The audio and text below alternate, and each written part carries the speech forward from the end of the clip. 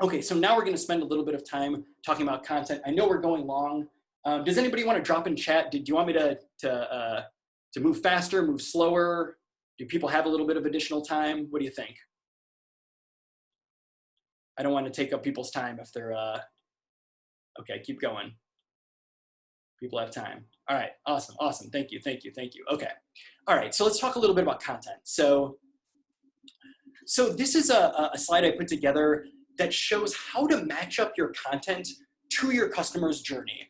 This is super important, right? So the content that you should be producing and releasing for somebody that's totally unaware of who you are and what you do should be different from the content that you're showing to people when they're researching your company, when they're about to make a purchase. And these are some actual content channels that you can use, or content items that you can use in these different stages. So if somebody's unaware, I might write a blog post addressing a popular keyword topic for my industry. I might create an infographic. I might create a video about what we do. I might release some industry data.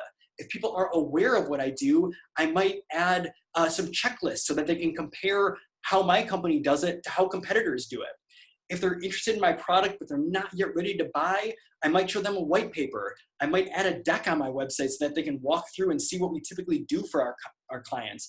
I might do some sort of industry report or independent research that my company can do to show how we do things differently and why our solution's better. And then moving through to purchase, right? Some great items to release for content when somebody's ready to purchase your product and they might be shopping around between a couple of different products before selecting the one that they want to go with is how-to videos. Make it easy for people to understand, okay, if they work with you, this is what they're going to get. If you're an e-commerce site, this is how they use your products. Make it really easy for people.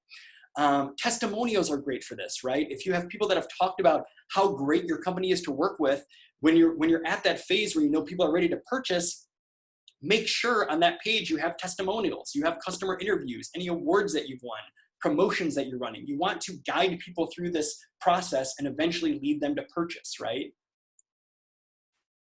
Okay, video. You need to be utilizing video. If you're not already, you're behind.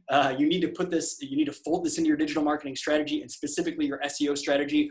Google absolutely loves video. Obviously, Google owns YouTube, so they really, really love video. So since people love video, Google loves video too. Search engines love video. So these are some of the advantages of releasing video content is it'll appear in Google search, right? You've all seen it. You search for something. Some of the first things that you're going to see at the top of the page are YouTube links, right?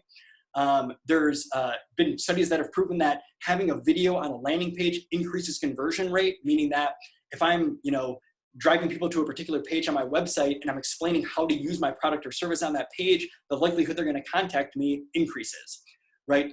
This is a big one. YouTube video is transcribed and indexed by Google. So Google knows the content that's in that video that you publish to YouTube, and they're putting that into their index and then using that when somebody searches for that topic, right? When they're showing a link from YouTube or whatever the case may be. So it's important to know Google can read that video. It's almost like they're reading the text that you have in your video or whatever speech is in your video. Google is able to crawl and index that content. Very important. It increases social signals, right? People are much more likely to share a video than they are to share like a blog post link, for example, right? People like sharing video. They like watching video. We've already probably watched a couple of videos today, all of us. We probably will again later. Video is extremely important. And it's just a powerful storyteller, right? Video is a platform where you can tell the story of your brand or your products or your services in a way that you really can't with other mediums. A text blog post, even a podcast or whatever the case may be, it's just not the same as video. It's a highly effective way to tell stories about your brand and your products and services.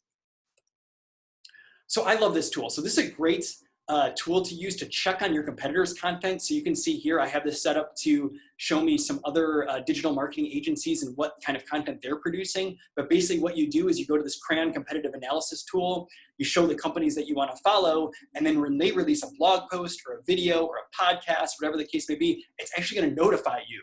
And what you can do is then look at what they're doing and emulate the stuff that you really like. If they're releasing blog posts that are getting a ton of traffic, check them out and see what they're talking about, how they're talking about their products or services, what topics they're addressing, and then use that for yourself.